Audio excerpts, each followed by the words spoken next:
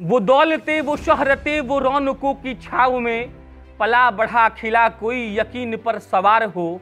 हजार तंग तलखियां सिमट के यूं झुकी रहे, मदार दर मदार हर वजूद बेकरार हो। नमस्कार, मेरा नाम प्रशांत राय है और आप जनता जंक्शन देख रहे हैं। अलंकारों की जमीन शायद जवाब न दे पाए, लेकिन 2020 की दुनिया किसी कविता की पंक्ति नहीं जिसे सुनकर तालियों की गड़गड़ाहट को अपनी दस्तरस में खींच लूं, क्योंकि वास्तविकता के धरा पर महान शिल्प से विभूषित इन जमीन से जुड़ी है तो मेरी जमीर। और इसी धर्म की धुरी पर कहानी एक ऑलराउंडर की, कहानी कोट अनकोट एक डमी चीफ मिनिस्टर की, कहानी जीतन राम मांझी की।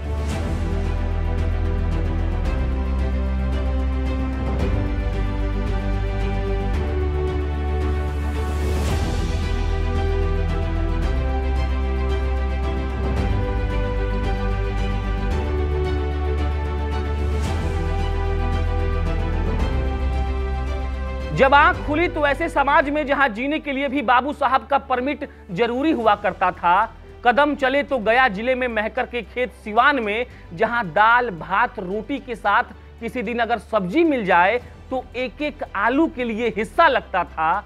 जात पात पर अब कभी निबंध लिखने के लिए आएगा ना, तो इसकी मुखालफत करने से पहले ये भूलिएगा मत कि इसी बिहार ने, वही बिहार जिसका इंट्रोडक्शन मैंने साहित्यिक अलंकारों से खाली पीट पीट कर दिया था, हमारे उसी बिहार ने किसी जीतन राम को ऐसे दलदल में जन्माया था जहां 13 वर्ष तक वो शख्स स्कूल से भी महरूम था।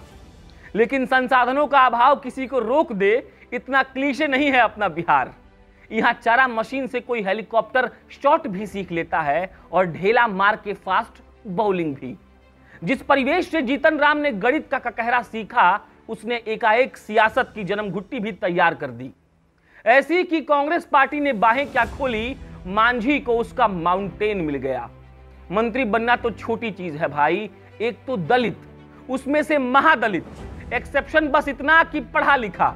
आजकल के मीमरों की भाषा में थोड़ा सा ट्विस्ट कर दूं तो गजब बढ़िया कॉम्बिनेशन था यार।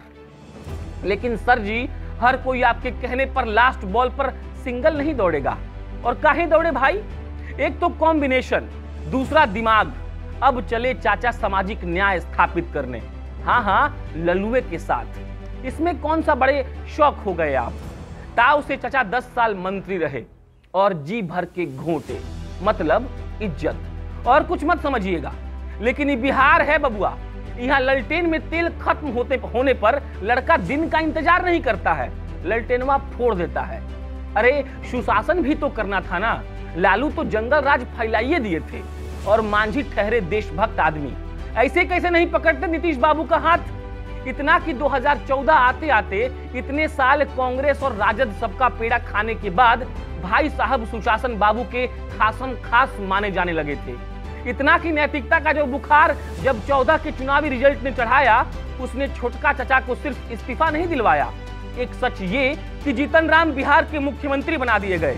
दूसरा ये कि जिस दलित वोट बैंक का 14 के चुनाव में 13वीं चढ़ गया था, उसे एक्टिवेट करने का इससे अच्छा मौका क्या हो सकता था?